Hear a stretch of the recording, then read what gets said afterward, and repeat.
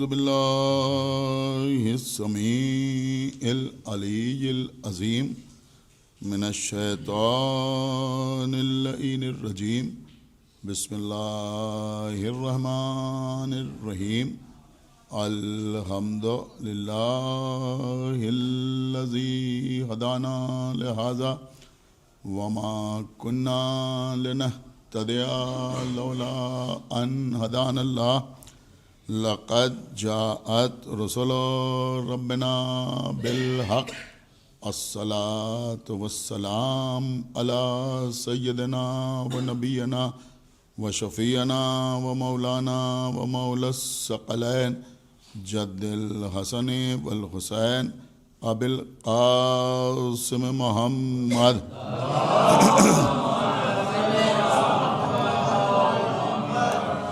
وعلى أهل بيته الطيبين الطاهرين المعصومين المظلومين المنتخبين المنتجبين الذين أذهب الله عنهم الرجس وطهرهم تطهيرا.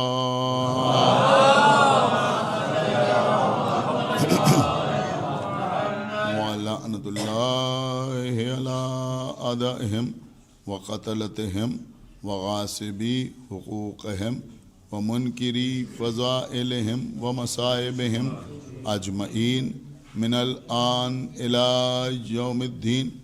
أما بعد فقد قال الله سبحانه تبارك وتعالى في كتابه المجيد وفرقانه الحميد وقوله الحق بسم الله الرحمن الرحيم يا أيها الذين آمنوا اوفوا بالعقود. صلوات.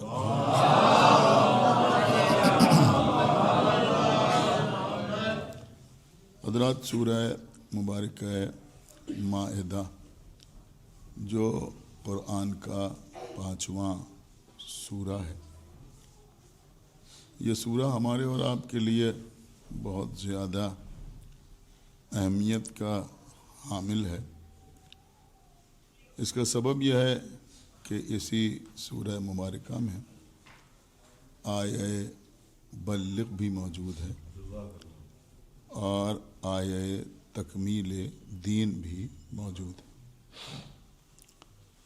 اور اسی سورہ کا ایک حصہ آیہ ولایت بھی ہے، جس میں اللہ نے اپنے رسول کی اور مولا علی کی ولایت کا اعلان فرمایا.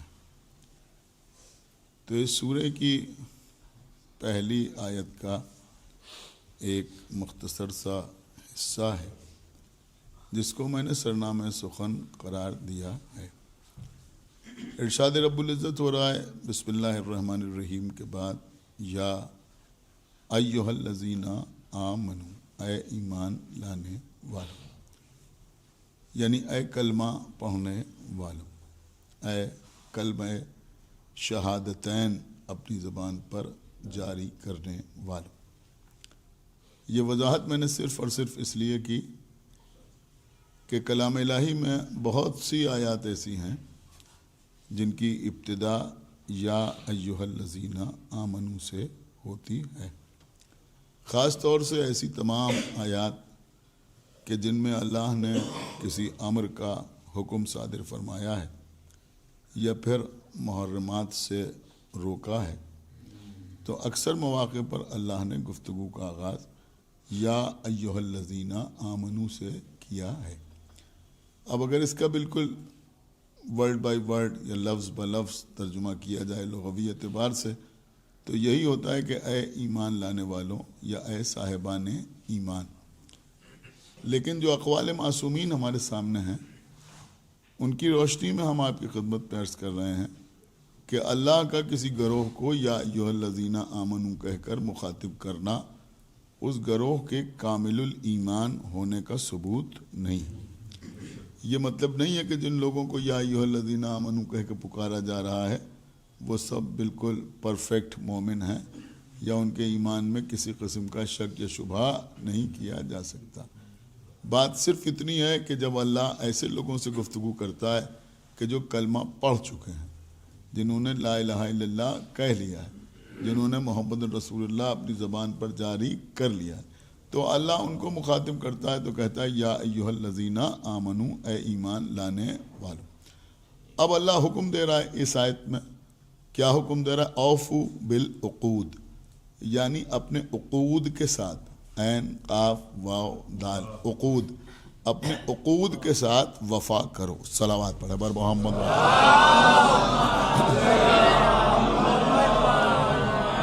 دیکھیے عام طور پر جب اس آیت کو پیش کیا جاتا ہے تو علماء، خطباء، ذاکرین یہ بات پڑھتے ہیں، اور کوئی غلط بھی نہیں پڑھتے ہیں کہ اللہ حکم دے رہا ہے کہ اپنے وعدوں کے ساتھ وفا کرو، یا اپنے وعدوں کو وفا کرو۔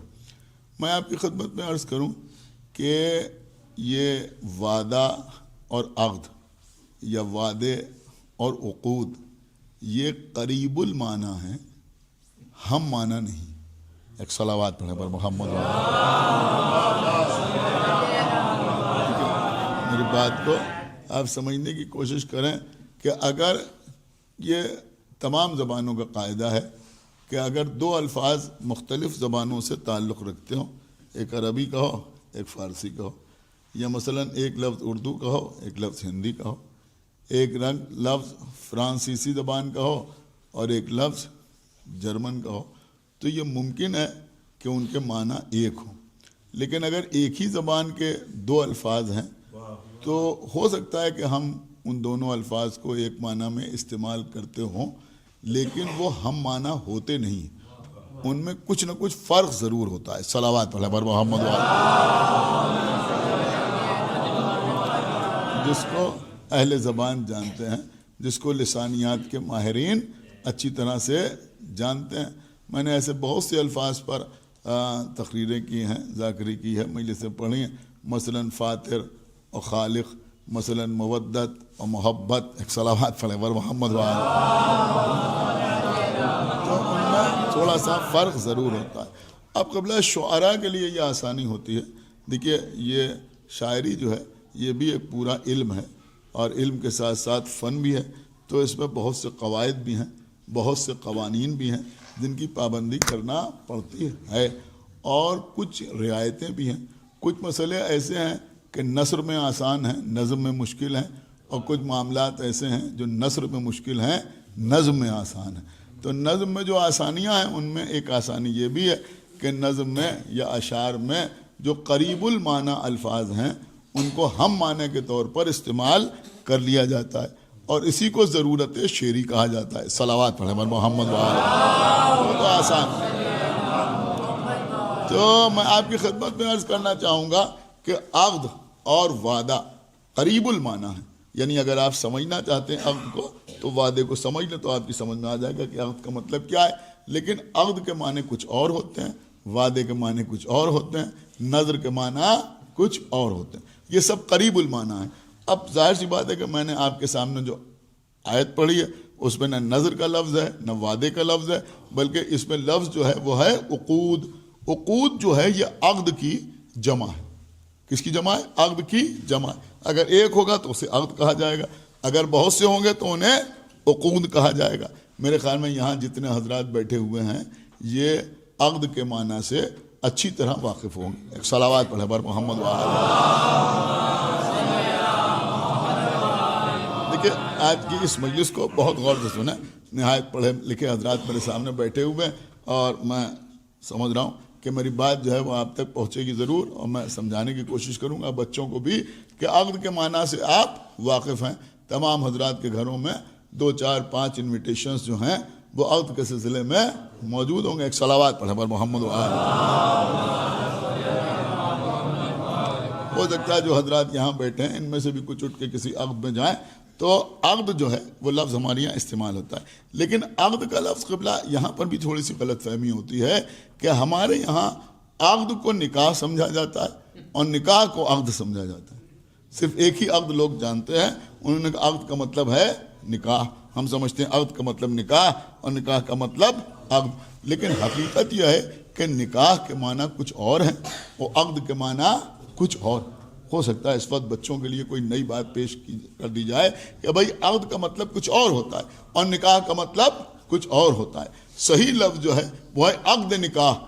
اگر عقد نکاح کہا جائے تو میں سمجھتا ہوں بات کی زیادہ وضاحت ہو جائے گی. ایک صلوات پڑھے بر محمد تو اب میرے خیال میں آپ سمجھ سکتے ہیں کہ عقد نکاح اگر لفظ استعمال ہو تو عقد اور ہے اور نکاح اور ہے. عقد کے معنی اور ہے, نکاح کے معنی اور ہے. تو اب عقد کسے کہتے ہیں؟ دیکھیں آپ میری طرف دیکھیں, ایک صلوات پڑھے بر محمد.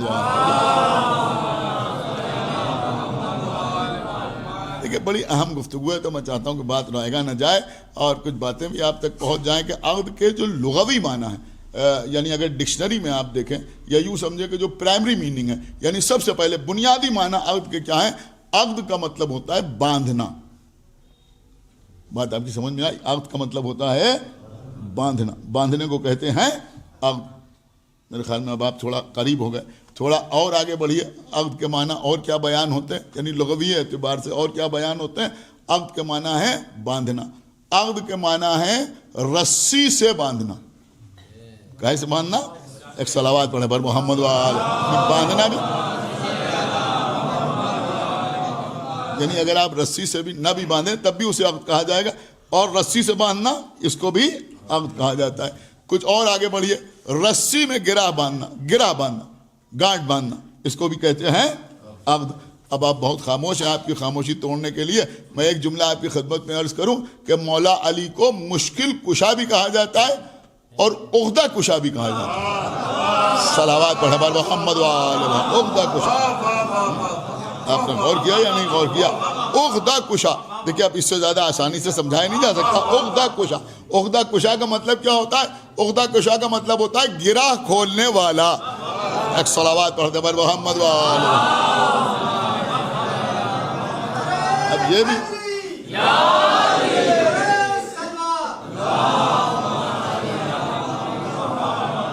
تو اب تو بات واضح ہو گئی نا کہ گرہ بندھی ہوئی ہے. مطلب کیا ہوتا ہے؟ مطلب یہ کہ کوئی معاملہ ایسا ہے کہ جو پھنسا ہوا ہے, جو حل نہیں ہو رہا ہے, جو پرابلم جو ہے سالو نہیں ہو رہی ہے, تو اس کے لیے لفظ استعمال ہوتا ہے مولا علی کے لیے عقدہ کشا, یعنی گرہ کھولنے والا. گرہ کھولنے والا, معاملے کو سلجھانے والا. اس کو جتنا بھی آپ وسعت دینا چاہیں اتنا دے سکتے ہیں. تو عقد کے معنی گرہ. لیکن اصطلاحی طور پر عقد کا مطلب کیا ہوتا ہے؟ اصطلاحی طور پر عقد کا مطلب ہوتا ہے معاہدہ. اب میرے خیال میں بات پہنچ گئی. عقد کا مطلب ہوتا ہے ایگریمنٹ. عقد کا مطلب ہوتا ہے ڈیل. ایک صلوات پڑھے بر محمد اب آپ نکاح والے عقد تک پہنچے یا نہیں؟ ایک صلوات پڑھے بر محمد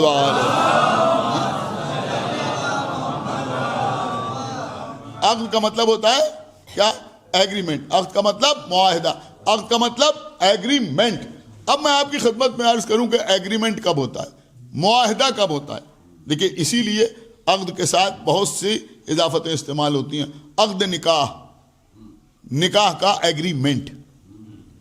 غور فرمایا آپ نے یا نہیں غور فرمایا؟ ایک صلوات پڑھے بر محمد. نکاح کا معاہدہ, ہمارے یہاں یہ بھی جو ہے وہ معاہدہ ہے, اس کو کہتے ہیں عقد نکاح. اور آگے بڑھیے, عقد بیع, بے یہ عین بیع. بیع کا مطلب ہوتا ہے خریداری. تو عقد بیع یعنی خریداری کا معاہدہ, خریداری کا ایگریمنٹ. آپ نے کسی سے کوئی چیز خریدی تو یہ بھی ایک طرح کا ایگریمنٹ ہے, یہ بھی ایک طرح کا معاہدہ ہے. تھوڑا اور آگے بڑھیے, عقد اجارہ. عقد اجارہ, میرے خیال میں بہت سے لوگ سمجھے میں نے کوئی بہت گاڑا سا لفظ استعمال کر دیا. میں عرض کروں مثلا کرایہ داری کا ایگریمنٹ. ایک صلوات پڑھے بر محمد کرایہ داری کا. ایک صلوات اور پڑھے بر محمد کرایہ داری کا ایگریمنٹ. اس کو بھی عقد ہی کہا جائے گا, عقد اجارہ. یہ کیا ہے کہ کرایہ داری کا ایگریمنٹ ہے. یا مثلا عقد اجارہ کے زمرے میں یہ سب بھی آئے گا کہ آپ نے کسی سے کسی کام کے سلسلے میں, مزدوری کے سلسلے میں کوئی ایگریمنٹ کیا تو وہ بھی عقد اجارہ کہلائے گا. تو عقد کا مطلب ہوتا ہے ایگریمنٹ. دیکھیں دھیرے دھیرے بات آگے بڑھی ہے, سارے معاملات ابھی کلیئر ہو جائیں گے کہ اب عقد کے لیے, ایگریمنٹ کے لیے جس کو وفا کرنے کا حکم اللہ نے قرآن میں دیا ہے کہ اگر کسی سے کوئی ایگریمنٹ کرو, کسی سے کوئی معاہدہ کرو تو اس کے ساتھ وفا کرو. غور کیا آپ نے یا نہیں غور کیا؟ یہ بڑی پریشانی کی بات ہے کہ ہم سمجھتے ہیں نماز، روزہ، حج، زکوٰۃ اس کے آگے دین کچھ ہے ہی نہیں، یہ مسئلہ نہیں ہے، بلکہ اللہ کہہ رہا ہے اگر کسی کے ساتھ ایگریمنٹ کرو، معاہدہ کرو تو اس کے ساتھ بھی وفا کرو. یعنی اگر نماز قضا کرنا گناہ ہے تو عقد کر کے یا ایگریمنٹ کر کے اسے توڑنا بھی گناہ ہے. ایک صلوات پڑھیں بر محمد وآلہ. کسی قسم کا ایگریمنٹ آپ سمجھے؟ اللہ نے قرآن مجید میں صاف صاف حکم دیا کہ اوفو بالعقود، یعنی اپنے عقد کے ساتھ، اپنے ایگریمنٹس کے ساتھ، اپنے معاہدوں کے ساتھ تم وفا کرو. اب کس وقت معاہدہ ہوتا ہے، ایگریمنٹ کیسے ہوتا ہے؟ دیکھیے ایگریمنٹ کے لیے دو چیزیں ضروری ہیں. پہلی بات تو یہ ضروری ہے ایگریمنٹ کے لیے، معاہدے کے لیے، کہ کم سے کم دو فریق ہوں، دو پارٹیز ہوں تو ان کے درمیان ایگریمنٹ ہوگا. دو نہیں ہوں گے تو ایگریمنٹ کیسے ہوگا؟ اکیلا آدمی ایگریمنٹ تھوڑی کرے.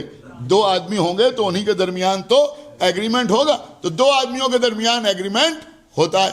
دوسری بات کیا ہے، دوسری شرط کیا ہے ایگریمنٹ میں؟ ایگریمنٹ میں دوسری شرط یہ ہوتی ہے کہ ایک طرف سے آفر ہو اور دوسری طرف سے ایکسیپٹنس ہو. صلوات پڑھیں بر محمد وآلہ. ایک طرف سے آفر، اللہ جانے آپ نے سمجھا یا نہیں سمجھا میں کیا عرض کر گیا. ایک طرف سے آفر ہو، دوسری طرف سے ایکسیپٹنس ہو. جب یہ دونوں چیزیں ہوں گی تو اسے معاہدہ کہا جائے گا. یہی آفر اور ایکسیپٹنس شریعت کی زبان میں ایجاب اور قبول کہلاتا ہے. صلوات پڑھ دے بر محمد وآلہ. بھائی صلوات کو پڑھ دیں بر محمد وآلہ. ایجاب اور قبول. میں بہت آسانی سے آپ کی خدمت میں بات کو پیش کر دینا چاہتا ہوں. مثلا آپ کسی کی دکان پہ گئے، دیکھیں یہ بھی عقد بیع کیا ہے، ایگریمنٹ کیا ہے. کسی سے کوئی چیز آپ خرید رہے ہیں تو وہاں ایگریمنٹ کیسا ہوتا ہے؟ اب وہاں کوئی لیجر نہیں ہوتا، یا کوئی کاغذ نہیں ہوتا، یا کوئی کوٹ اسٹیمپ نہیں ہوتا، واٹر مارک نہیں ہوتا، لیکن ہوتا وہاں پہ بھی معاہدہ ہے. آپ نے دکاندار سے کہا بھائی ہم کو یہ صابن چاہیے، ہم کو یہ دودھ کی تھیلی چاہیے، ہم کو یہ چیز چاہیے، بسکٹ کا پیکٹ چاہیے. اسے نکال کے آپ کے سامنے رکھا، اس نے کہا 50 روپے کا ہے. اب یہ جو اس نے کہا یہ 50 روپے کا ہے، یہ آفر ہے. کیا سنا آپ؟ یہ ہے آفر. آپ نے 50 روپے نکال کے اس کے سامنے رکھے، یہ ہے ایکسیپٹنس. صلوات پڑھ دے بر محمد وآلہ. یہ ہے ایکسیپٹنس. تو جب تک آفر اور ایکسیپٹنس نہ ہو اس وقت تک عقد نہیں ہوتا، اس وقت تک معاہدہ نہیں ہوتا. تو اللہ کہہ رہا ہے کہ جب آفر بھی ہو جائے اور ایکسیپٹنس بھی ہو جائے تو اس کے بعد اپنے عقود کے ساتھ وفا کرو. اب میرے خیال میں بات بالکل آسان ہو گئی. یہ ہمارے یہاں جو شادیاں ہوتی ہیں تو کیوں کہا جاتا ہے عقد نکاح؟ عقد نکاح اس لیے کہا جاتا ہے کہ یہ نکاح کا ایگریمنٹ ہوتا ہے. آپ غور کر رہے ہیں، یہ نکاح کا ایگریمنٹ ہوتا ہے. اور جو دو مولوی بیٹھ کے سیغے پڑھتے ہیں، آپ کہتے ہیں یہ سیغے پڑھ رہے ہیں. یہ جو سیغے پڑھے جاتے ہیں اس میں قرآن کی آیتیں نہیں پڑھی جاتی. سمجھ رہے ہیں آپ؟ اس میں کوئی دعا وعا نہیں پڑھی جاتی. دعا تو بعد میں ہوتی ہے، اس وقت کوئی دعا نہیں ہوتی. جن کو آپ سیغے کہتے ہیں یہ سیغے نہیں ہوتے.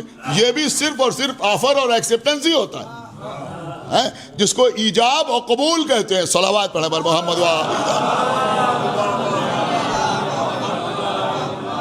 بات آپ تک پہنچ گئی یا نہیں؟ جس کو ایجاب اور قبول کہتے ہیں. تو اب ایجاب و قبول جو ہوتا ہے وہ کیسے ہوتا ہے؟ کبھی غور سے دیکھیے تو یہ جو 4 بار اور 5 بار اور 6 بار اور 7 بار صیغے پڑھ دیے جاتے ہیں، یہ صرف آپ کے اطمینان کے لیے ہوتا ہے. ایک صلوات پڑھیں بر محمد وآلہ.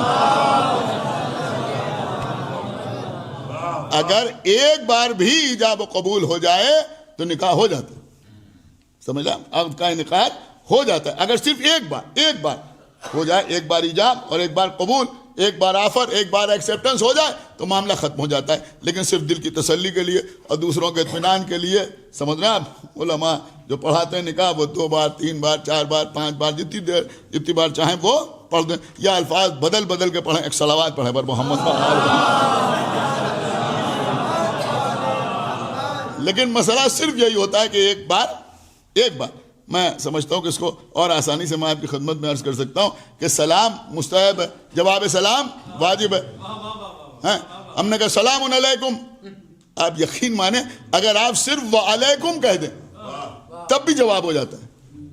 یعنی اگر آپ وعلیکم السلام نہ کہیں، صرف وعلیکم کہہ دیں کہ اور تم پر بھی، تب بھی جواب سلام جو واجب ہے وہ ادا ہو جاتا ہے. لیکن اب اس کے بعد جو آپ کہتے ہیں، مزید کہتے ہیں، وہ اس لیے کہتے ہیں کہ اجر میں اور اضافہ ہو، ثواب میں اور اضافہ ہو. ایک صلوات پڑھتے ہیں محمد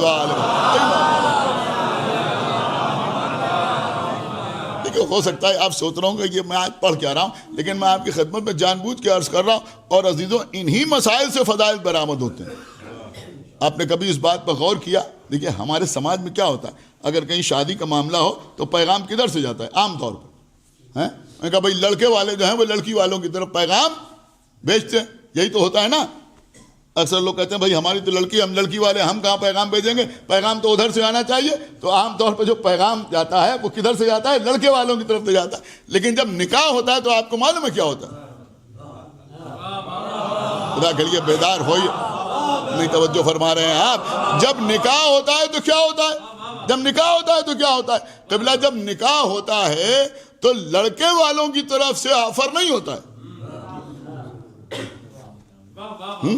وہ جو دو مولوی بیٹھ کے پڑھاتے ہیں، دولہا دلہن خود بھی چاہیں بہتر ہے کہ وہ خود ہی پڑھ لیں، لیکن کیونکہ ان کو نہیں آتی عربی مثلا نہیں پڑھ سکتے تو وہ کسی کو وکیل کر لیتے ہیں. تو وہ اپنے وکیل کی طرف سے نکاح پڑھاتے ہیں. ایک طرف سے آفر، ایک طرف سے ایکسیپٹنس، ایک طرف سے ایجاب، ایک طرف سے قبول. لیکن ایجاب کدھر سے ہوتا ہے؟ کہ لڑکی والوں کی طرف سے. آفر جو ہوتا ہے وہ لڑکی والوں کی طرف سے ہوتا ہے، اور جو لڑکے والا ہے وہ قبول کرتا ہے. صلوات پڑھیں بر محمد وآل محمد. خدا کے لیے بھائی، پڑھا لکھا مجمع بیٹھا ہوا ہے، اگر آپ نے محسوس کر لیا اس نقطے کو تو یہ مرحوم نسرین بانوں کے لیے بہترین ایصال ثواب قرار پائے گا. بہت توجہ آپ حضرات کی چاہتا ہوں. تو ہمیشہ ایجاب کدھر سے ہوتا ہے؟ لڑکی والوں کی طرف سے، دلہن کی طرف سے. اور قبول کدھر سے ہوتا ہے؟ کہ دولہا کی طرف سے. یہ کیوں رکھا گیا ایسا؟ ہونا تو یہ چاہیے تھا. غور کیا آپ نے؟ ہونا تو یہ چاہیے تھا. ارے بھائی، آدم و حوا دونوں دنیا میں آئے تو اللہ نے آدم کو حکم دیا کہ تم حوا کے پاس جاؤ.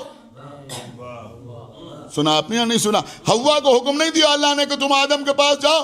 تو یہ آدم کے بیٹے نکاح کیسے کر رہے ہیں؟ بھائی ہونا یہی چاہیے نا کہ لڑکے والوں کی طرف سے آفر ہو اور لڑکی والے قبول کریں. لیکن اسلامی شریعت میں لڑکی کی طرف سے ایجاب، لڑکے کی طرف سے قبول. آپ کو معلوم ہے محمد کی شریعت میں اس طرح سے نکاح کیوں ہوتا ہے؟ اس لیے ہوتا ہے کہ جب پیغمبر کی شادی ہوئی تو پیغام پیغمبر نے خدیجہ کو نہیں دیا، بلکہ خدیجہ نے پیغمبر کو. صلوات پڑھیں محمد وآل محمد. خدیجہ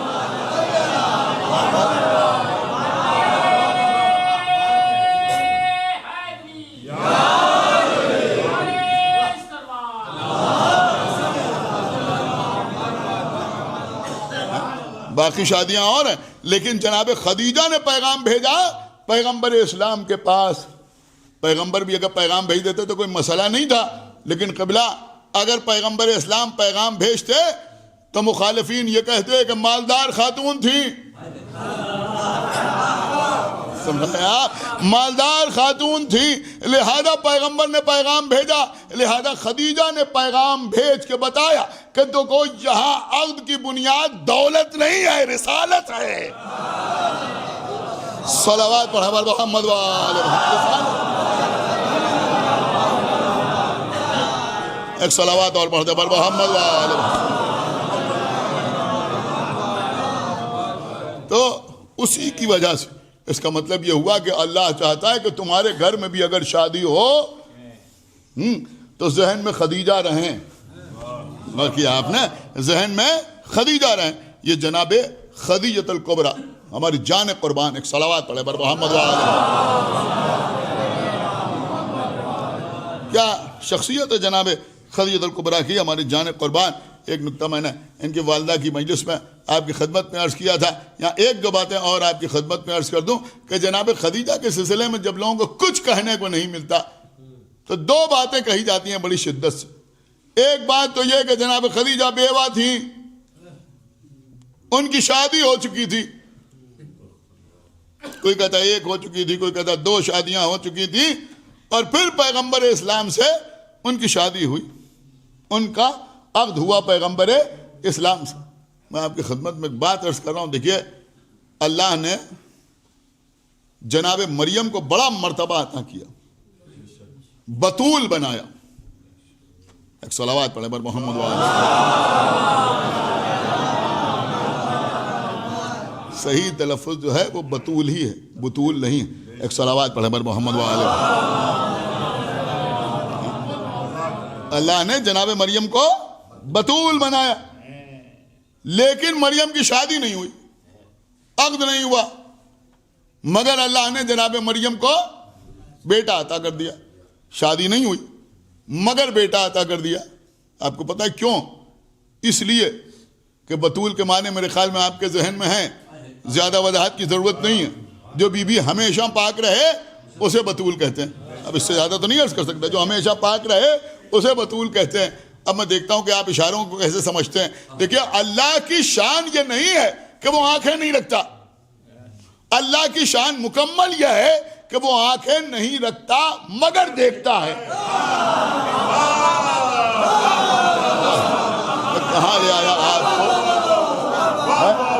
مولا آپ کو سلامت رکھے. آپ بات سمجھ گئے. اللہ کی شان یہ ہے کہ وہ کان نہیں رکھتا مگر سنتا ہے، وہ ہاتھ نہیں رکھتا مگر قادر مطلق ہے، وہ پاؤں نہیں رکھتا مگر ہر جگہ موجود ہے. تو بھیا ہر بی بی جو ہمیشہ پاک رہے وہ بتول نہیں ہوتی. کیا سنا آپ نے؟ ہر بی بی جو ہمیشہ پاک رہے وہ بتول نہیں ہوتی. بتول وہ بی بی ہوتی ہے جو پاک بھی رہے اور بیٹے کی ماں بھی بنے. ایک صلوات پڑھ دے بولو محمد وآلہ.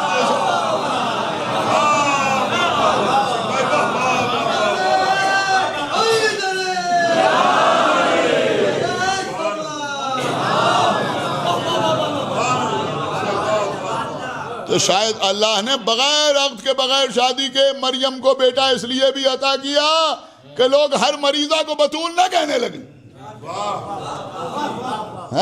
اللہ نے مریم کو بیٹا عطا کر دیا، لیکن مریم کی شادی نہیں ہوئی. شادی کیوں نہیں ہوئی؟ کس لیے شادی نہیں ہوئی مریم کی؟ کہ مریم کی شادی اس لیے نہیں ہوئی کہ اللہ کو کوئی کفو نہیں ملا. اللہ کو کوئی کفو نہیں ملا، کوئی مریم کا کفو نہیں تھا، لہذا مریم کو اللہ نے کنوارا رکھنا پسند کیا.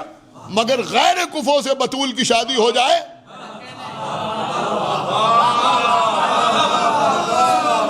یہ اللہ کو گوارا نہیں ہوا. 4-5 سال پہلے آقا باقر کے معاملے میں نے ایک نکتہ پڑھا تھا، اس پر جی چاہ رہا ہے کہ آپ کی خدمت کو دہرا دوں کہ بھائی جناب مریم بتول ہیں. بتول کے اصل معنی آپ کو معلوم ہے کیا؟ یہ تو اس کے اثرات ہیں جو آپ سنتے ہیں، لیکن بتول کا مطلب کیا ہے؟ کہ بتول حقیقت میں اس بی بی کو کہتے ہیں جس کی زندگی کا ہر لمحہ صرف اور صرف اللہ کے لیے وقف ہو. آپ نے غور نہیں کیا ہے؟ جس کی زندگی کا ہر لمحہ صرف اور صرف اللہ کے لیے وقف ہو. اور جناب مریم کے کردار میں نظر بھی آتا ہے، بیت المقدس کی خدمت کے لیے وقف کر دی گئی تو ان کی زندگی کا لمحہ وقف ہے. کس کے لیے؟ کہ اللہ کے لیے، اللہ کے لیے. اب کوئی بتول کا کفو نہیں ملا. ایک بات یہ بھی سمجھ میں آئی کہ جس بی بی کا لمحہ اللہ کی عبادت کے لیے، اس کی یاد کے لیے، اس کے ذکر کے لیے وقف ہو، یعنی جو بی بی بتول ہو، تو پھر دنیا میں کسی انسان کے گھر میں پیدا ہونے والا اس کا کفو نہیں ہوتا. کہ میں نے بڑی احتیاط سے جملہ عرض کیا، لیکن شاید آپ نے غور نہیں کیا کہ پھر انسان کے گھر میں پیدا ہونے والا، نہیں تھوڑا اور عرض کروں کہ پھر بندے کے گھر میں پیدا ہونے والا بتول کا شوہر نہیں ہوتا.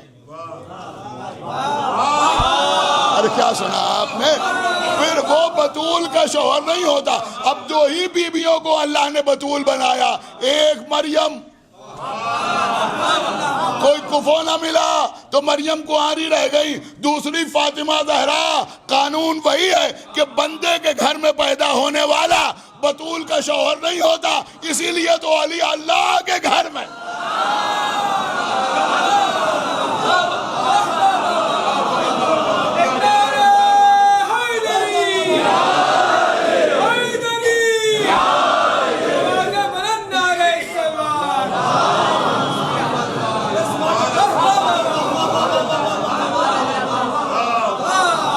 آواز بلند صلوات پڑھے بر محمد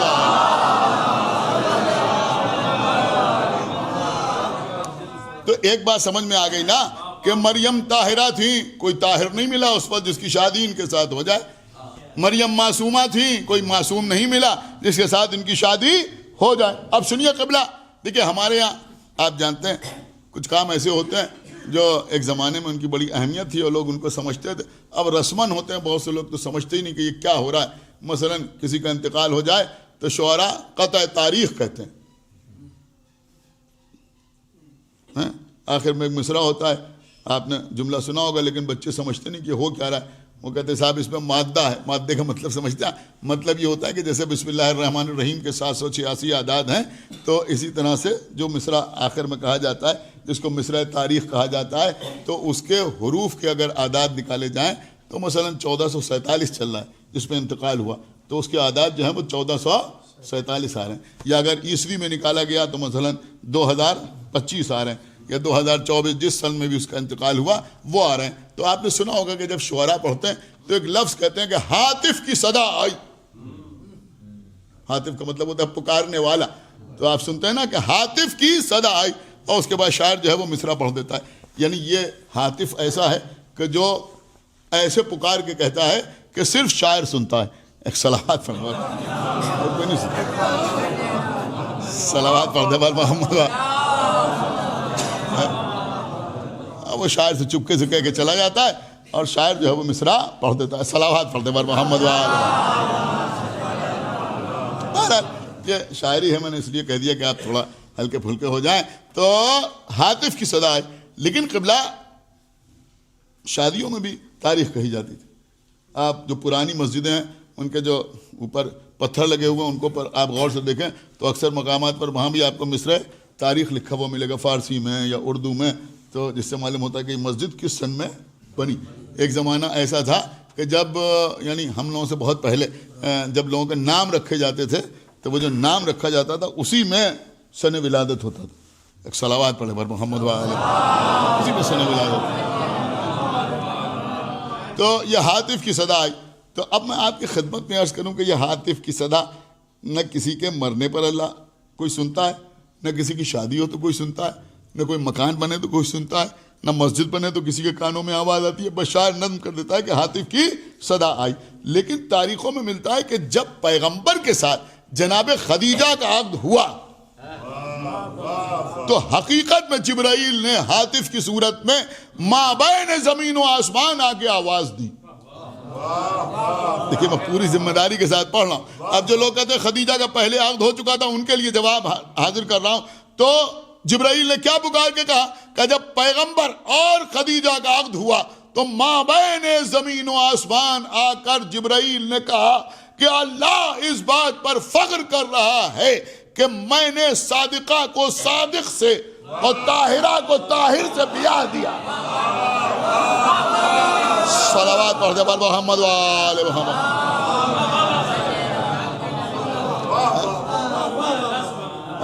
میں نے صادقہ کو صادق سے بیاہ دیا، طاہرہ کو طاہر سے بیاہ دیا. اس کا مطلب یہ ہوا کہ خدیجہ صادقہ ہیں، محمد صادق ہیں. محمد صادق ہیں، خدیجہ طاہرہ ہیں، محمد طاہر ہیں. ارے بھیا اللہ اگر کفو نہ ملے تو عقد نہیں کرتا. اور یہاں خود کہہ رہا ہے کہ میں نے بیاہ دیا. تو جب ثابت ہو گیا کہ خدیجہ طاہرہ ہیں، صادقہ ہیں، محمد صادق ہیں، طاہر ہیں، تو اب محمد سے پہلے کون طاہر اور صادق مل گیا جس سے خدیجہ کا عقد ہو گیا. صلوات پڑھے بر محمد و آل محمد.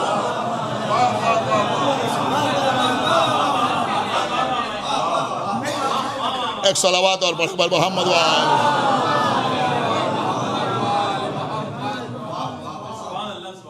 اب دوسری بات یہ، ایک بات اور جناب خدیجہ کے لیے کہا ان کی عمر زیادہ تھی. پیغمبر 25 سال کے تھے اور جناب خدیجہ 40 سال کی تھی. عام طور پر کچھ ہمارے لوگ بھی پڑھ دیتے ہیں، بعض لوگوں نے لکھ بھی دیا. میں کہا جناب خدیجہ 40 سال کی اور پیغمبر 25 سال کے. بس کسی طرح یہ ثابت ہو جائے کہ خدیجہ کی عمر زیادہ تھی. ایک جملہ کہوں کہ تم خدیجہ کو 40 سال کا کہو یا 50 سال کا کہو یا 60 سال کا کہو، اللہ نے بھی طے کر لیا تھا کہ صاحب اولاد خدیجہ ہی کو بنائیں گے کم سن ازواج کا.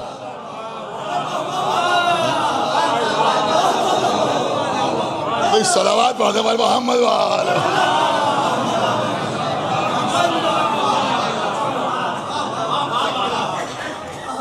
ایک صلوات اور پڑھتے پر محمد وآلہ.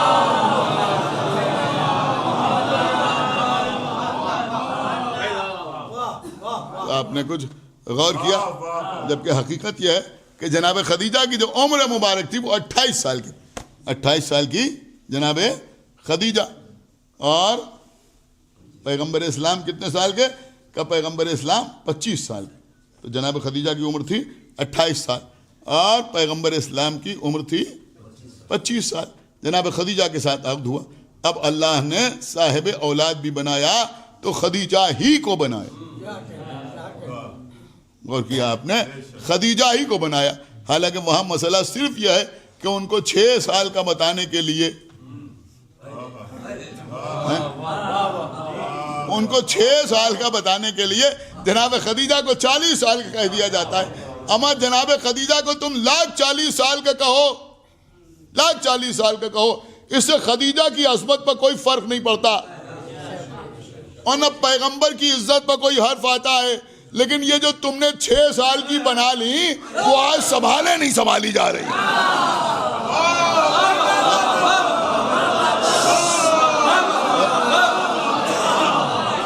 ایک صلوات پڑھتے پر محمد وآلہ.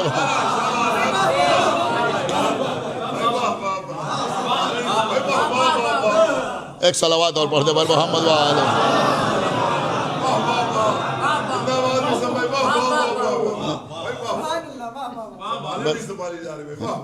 اب ذرا غور کریں، مولا علی کے مقابلے پر کسی کو لیا، انہوں نے کہا صاحب ان کی عمر زیادہ تھی اس لیے ہم ان کو مانتے ہیں، ان کی عمر زیادہ تھی. یعنی مسلمانوں کے پاس کچھ رہی نہیں گیا ہے. ابا کا بڑھاپا، بٹیا کی کم سنی. صلوات پڑھتے پر محمد وآلہ. ان کا بڑھاپا، اتنے بوڑھے تھے اور بٹیا کی کم سنی. یہی بیان ہو رہی ہر جگہ. تو میں عرض یہ کر رہا تھا کہ بھائی پیغمبر اسلام کی ذات، پیغمبر اسلام کی شخصیت، تو کوئی ایسا کام نہ کرو کہ جس سے پیغمبر اسلام کا کردار مجروح ہو دوسروں کی نگاہ میں. تو جناب خدیجہ جنہوں نے اپنی ساری دولت اسلام پر قربان کر دی، ساری دولت اسلام پر قربان کر دی. انہی خدیجہ کی بیٹی دربار میں کھڑی ہوئی ان لوگوں سے اپنا حق مانگ رہی جو خدیجہ کے ٹکڑوں پر پلے ہیں، اور بیوی کو ان کا حق نہیں دیا جاتا. خداوند عالم مرحومہ کے درجات کو عالی کرے، ان کو اعلیٰ علیین میں جگہ عنایت فرمائے. ان کے فرزند نے 1-2 باتوں کے سلسلے میں مجھ سے فرمائش کی کہ آپ اس پر کچھ روشنی ڈال دیجیے گا. اب ہم روشنی تو کیا ڈالیں، لیکن آپ کی خدمت میں ایک بات عرض کریں. دیکھیے قبلہ، یہ مسئلہ یہ ہے کہ اصلاً کسی شے کو دین میں داخل کرنا بدعت کہلاتا ہے، لیکن کسی جائز عمل کو انجام دینے کے لیے کوئی طریقہ کار اختیار کرنا بدعت نہیں کہلاتا بلکہ مستحسن عمل کہلاتا ہے. ایک صلوات پڑھے بر محمد. میں آپ کی خدمت میں ایک بات عرض کروں. ماشاءاللہ نماز ہوتی ہے، یہ مسجد ہے، نماز ہوتی ہے، جماعت کی نماز ہوتی ہے. نماز ہو گئی، نماز کے بعد ہمارے یہاں ایک طریقہ رائج ہو گیا ہے. ہم نے سب سے پہلے پاکستان میں دیکھا تھا، اس وقت تک لکھنؤ میں ایسا نہیں ہوتا تھا، اب یہاں بھی ہونے لگا کہ جو امام جماعت ہے وہ مڑ کے کھڑا ہو گیا، ایک شخص نے ان سے مساویہ کیا، وہ ان کے برابر میں کھڑا ہو گیا، دوسرے نے ان دونوں سے مساویہ کیا، وہ ادھر کھڑا ہو گیا، تیسرا اس کے بعد کھڑا ہو گیا، چوتھا اس کے بعد کھڑا ہو گیا، پانچواں اس کے بعد کھڑا ہو گیا، اور سب کھڑے ہو گیا. اس کے بعد انہوں نے کہا کہ ان اللہ و ملائکتہ یصلون علی النبی یا ایھا الذین آمنوا صلوا علیہ وسلموا تسلیما.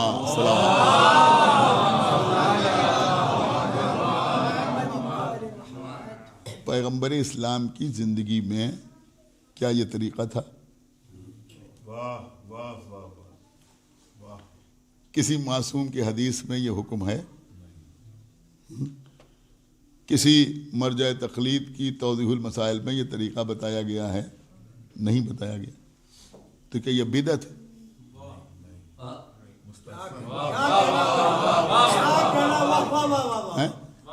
غور نہیں کر رہے ہیں. کیا یہ بدعت؟ مسئلہ دیکھیے کیا، میں آپ کی خدمت پہ عرض کروں مسئلہ کیا ہے. مسئلہ صرف اتنا ہے کہ مصافحہ کرنے کا بڑا اجر ہے. یہ جو آپ مصافحہ کرتے ہیں یہ کوئی معمولی چیز نہیں ہے، اس کا بڑا ثواب بیان کیا گیا ہے. جب تک وہ ہاتھوں میں گرمی رہتی ہے فرشتے جو ہیں وہ آپ کے لیے تسبیح کرتے رہتے ہیں یا استغفار کرتے رہتے ہیں. تمام فضائل مصافحہ کرنے کے احادیث میں بیان کیے گئے. تو اب نماز کے بعد سب سے مصافحہ کر لیں، اس کے لیے ایک طریقہ اختیار کر لیا گیا. تو اس میں کوئی برائی تو نہیں یا ہے؟ معاملہ نہیں ہے. اب اگر کسی کو اعتراض کرنا ہو، بحث کرنا ہو، تو وہ بحث اس بات پر کرے کہ مصافحہ کرنا صحیح ہے یا غلط ہے. سمجھا؟ مصافحہ کرنا صحیح ہے یا غلط ہے. اس طریقے کے اوپر بحث نہیں کی جا سکتی، اس لیے کہ یہ تو ایک طریقہ اس لیے اختیار کر لیا گیا کہ سب سے مصافحہ کر لیں. اب اس کے بعد کیا پڑھنا ہے؟ اس کے بعد صلوات پڑھنا ہے. تو اب صلوات پڑھنا ہے، اس کا بھی ثواب ہے، اس کا بھی اجر ہے. صلوات کے بغیر نماز نہیں ہوتی، سمجھ رہا؟ تو صلوات پڑھنے کا کتنا ثواب ہے اس کا تو ہم کو اندازہ ہی نہیں ہو سکتا کتنا ثواب ہے. تو اب یہ جو عمل کیا جاتا ہے اس میں دو چیزیں ایسی ہیں جن کے سلسلے میں احادیث بھی ہیں، سمجھا؟ قرآن مجید کی آیات بھی ہیں، دلائل بھی ہیں، ثبوت بھی ہیں. تو اب ان دو کاموں کو انجام دینے کے لیے ہم نے ایک طریقہ اختیار کر لیا. تو اس طریقے کو اختیار کرنے میں کوئی مسئلہ نہیں ہے، یہ بدعت نہیں ہے، بلکہ یہ ایک بہترین طریقہ ہے. بالکل اسی طرح سے معاملہ فاتحہ کا ہے. اب کچھ لوگ کہتے ہیں صاحب یہ فاتحہ کہاں لکھا ہے؟ کہاں لکھا ہے کہ سامنے کھانا رکھو اور اس کے بعد ہاتھوں کو اٹھاؤ اور ہاتھوں کو اٹھا کے سورہ حمد پڑھو اور سورہ توحید پڑھو. ارے بھیا تم سمجھے ہی نہیں. یہ بتاؤ کہ ایصال ثواب کی گنجائش ہے یا نہیں ہے؟ ایک صلوات پڑھے بر محمد وآل محمد.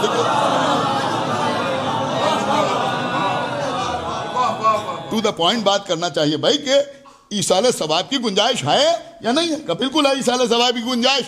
تو سورہ حمد پڑھنے سے، سورہ توحید پڑھنے سے ایصال ثواب ہوتا ہے؟ کہاں ہوتا ہے؟ کسی غریب کو کھانا کھلا دینے سے ایصال ثواب ہوتا ہے یا نہیں ہوتا؟ کہاں ہوتا ہے. تو بھیا یہی تو ہو رہا ہے. ایک صلوات پڑھے بر محمد. آپ بتائیے مجھے، یہی تو ہو رہا ہے نا. کوئی سب نے کھڑے ہو کے سورہ حمد پڑھ دیا، یہ بھی مرحومہ کے لیے، مرحوم کے لیے ایصال ثواب ہے.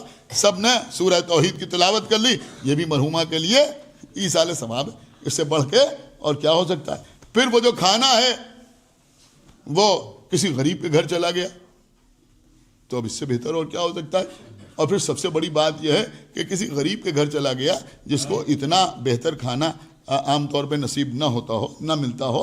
اب اس نے اچھا کھانا کھا لیا ہمارے مرحوم کے نام پر یا مرحومہ کے نام پر، تو اس سے اچھا ایصال ثواب اور کیا ہوگا بھائی؟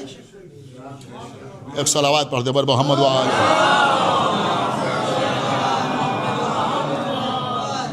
اب دیکھیے ایک مسئلہ الگ ہے، وہ بھی میں بالکل واضح کر دوں آپ کی خدمت میں کہ یہاں تک تو معاملہ بالکل درست، اس میں کوئی مسئلہ نہیں کہ آپ وہ کھانا جو ہے کسی مرد مومن کو، یعنی شیعہ ہونا بھی ضروری ہے اس لیے کہ کسی شیعہ جو ولایت کا قائل ہو. ایک صلوات پڑھے بر محمد وآل محمد. ایک صلوات اور پڑھے بر محمد وآل محمد. تو اس کے گھر چلا گیا یا کسی نے کھا لیا تو کوئی مسئلہ نہیں ہے. لیکن اب خدا جانے مجھے یہ پڑھنا چاہیے نہیں پڑھنا چاہیے، لیکن بہرحال حقیقت ہے. تو میں آپ کی خدمت میں عرض کر رہا ہوں کہ اللہ نے ایک کتاب نازل کی جس کو کہتے ہیں تورات، وہ تو اللہ کی طرف سے آئی، اور ایک کتاب اور ہے جس کو کہتے ہیں توضیح الاورات. ایک صلوات پڑھے بر محمد. ایک صلوات اور پڑھ دے بر محمد.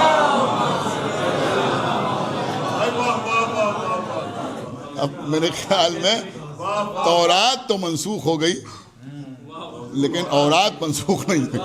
صلوات پڑھے بر محمد. تو وہ سب مسئلے جو ہیں وہ بالکل الگ، وہ بالکل الگ، اور ان کا شریعت سے کوئی تعلق نہیں. وہ کھانا ایک گھر میں جائے گا یا 2 گھروں میں جائے گا یا 4 گھروں میں جائے گا یا 5 گھروں میں جائے گا، اگر آپ 10 لوگوں کو بٹھا دیں اب وہ بیٹھ کے وہ کھانا کھا لیں تب بھی کوئی مسئلہ نہیں ہے، وہ بھی ایصال ثواب۔ کسی ایک آدمی کے گھر میں وہ چلا جائے تو وہ بھی ایصال ثواب۔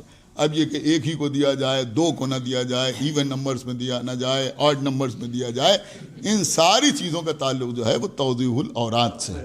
ایک صلوات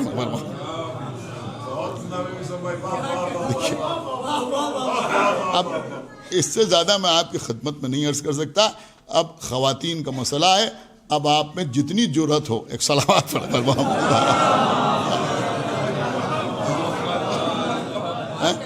ہم نے تو پڑھ دیا، ایک صلوات پڑھ دے محمد۔ بہت سی چیزیں اس طرح کی ہیں تو ان کا بہرحال کوئی تعلق جو ہے ان سے، شریعت سے یا دین سے کوئی تعلق نہیں، بالکل نہیں، کوئی تعلق نہیں۔ کیا کیا اس میں رکھا جائے گا، یہ رکھا جائے گا اور یہ نہیں رکھا جائے گا، تو یہ سب چیزیں بالکل الگ۔ میرے خیال میں اس سے بڑھ کے بات نہیں عرض کی جا سکتی۔ یہی مسئلہ یہاں بھی ہے قبلہ کہ اب وہ 40واں ہونا، اب وہ 2 چاند 3 چاند اور یہ دن اور وہ دن، ہاں ان سب کا تعلق توضیح الاوراد سے، شریعت سے کوئی تعلق نہیں۔ ہاں ایک بات کا تعلق شریعت سے تو نہیں ہے لیکن محبت سے۔ وہ کیا ہے؟ وہ یہ ہے کہ 40 دن میں 40واں نہیں ہوگا، 1 دن کم ہو 2 دن کم ہو اس پہ 40واں ہو جائے گا، میں اس کی مخالفت نہیں کروں، یہ بالکل صحیح ہے، اس لیے کہ ذہن میں یہ ہے کہ امام حسین کا چہلم ہوتا ہے، دیکھیے اس کا بھی ثواب ملے گا، تو ہم اپنے غم کو امام حسین کے غم سے کم رکھیں۔ صلوات پڑھتے بول محمد و آل محمد۔ یہ جو جذبہ ہے، اب اس کو آپ شریعت کے ترازو پر نہ دیکھیے، اس کو آپ کسی مرجع تقلید کی توضیح المسائل میں نہ دیکھیے، کسی مولانا سے جا کے نہ پوچھے کہ حلال ہے یا حرام ہے، نہیں، یہ مسئلہ نہیں ہے، بلکہ یہاں صرف دل کا معاملہ ہے، صرف محبت کا معاملہ ہے کہ بھائی آقا حسین کے غم سے ہمارے مرنے والے کا غم کم رہے۔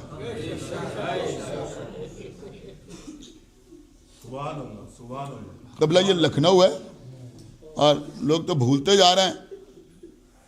اب میں کیا آپ کی خدمت میں عرض کروں، آپ اگر آپ کے گھر میں کوئی پرانا کسی کے 40ویں کا رقعہ رکھا ہو آپ ہی کے بزرگوں میں یا کسی اور کا، تو آپ جا کے دیکھیے گا اس لکھنؤ میں اپنے مرنے والے کے لیے چہلم کا لفظ استعمال نہیں ہوتا تھا، سمجھ رہے ہیں آپ؟ بڑے بڑے پڑھے لکھے لوگوں کے گھر میں لکھا جاتا تھا، پہلے اوپر نام لکھا ان کے 40ویں کی مجلس۔ اب آپ یہاں لغت نہ اٹھا کے دیکھیے، 40ویں کا مطلب بے شک وہی ہے جو چہلم کا ہے، لیکن صرف یہ کہ یہ لفظ امام حسین کے لیے مخصوص، صرف امام حسین کے لیے یہ لفظ مخصوص ہے، لہذا 40واں جو ہے وہ صرف انہی کا، 40واں ہمارے مرنے والے کا چہلم جو ہے وہ امام حسین علیہ السلام۔ تو نہ کبھی 40 کا لفظ استعمال ہوا نہ کبھی چہلم کا لفظ۔ میں یہ نہیں کہہ رہا ہوں کہ کسی نے لکھ دیا تو غلط کیا، لیکن میں یہ عرض کر رہا ہوں کہ اتنی احتیاط تھی ہمارے شہر میں آقا حسین کی عزاداری کے سلسلے میں۔ بس عزیزوں، اور یہ بھی آپ سمجھیے کہ یہ 3 دن کے بعد تیجا، 10 دن کے بعد 10واں اور 20واں اور مہینہ اور 40واں ہم نے کسی کتاب پہ نہیں دیکھا، اور جو نہیں دیکھا وہ ہم کہیں گے بھی نہیں کہ ہم حوالہ اس کا آپ کی خدمت میں پیش کریں، لیکن ہم نے اپنے بزرگوں سے سنا ہے، اپنے بزرگوں سے سنا ہے، اور جن بزرگوں سے سنا ہے ان کے سر پر اگر امامہ نہیں تھا تب بھی وہ کسی عالم سے کم نہیں تھے۔ ایک صلوات پڑھیں بر محمد و آل محمد۔ ہر محلے میں ایسے بزرگ تھے جو ظاہر سی بات ہے کہ اس وقت کہ ذاکرین ان سے استفادہ حاصل کریں، منبر پہ آنے والے ان سے پڑھیں، ایسے ایسے بزرگ ہر محلے میں ہوا کرتے تھے۔ تو ایسے بزرگوں سے میں نے سنا ہے کہ یہ تیجا اور 10واں اور 20واں اور 40واں یہ اس لیے رائج ہوا، اور امام حسین علیہ السلام کے سلسلے میں یہ سارے دن اس لیے منائے گئے کہ کچھ روایتیں ایسی ہیں کہ 3 دن کے بعد حسین کا لاشا دفن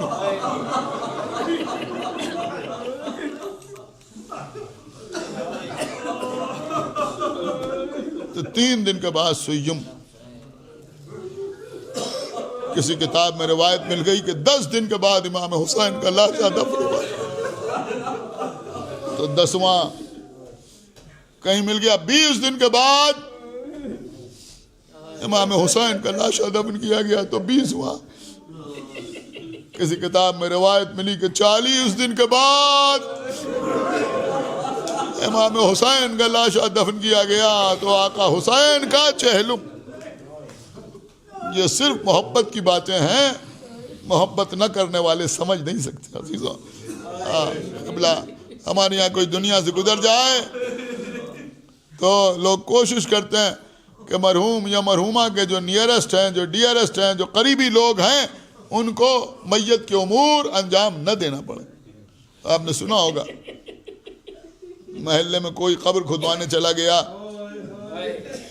کوئی غسل کا اہتمام کرنے لگا، کوئی کفن لینے چلا گیا، کسی نے کہا ہمارے پاس کربلا کا کفن ہے، ہم لے کے آ رہے۔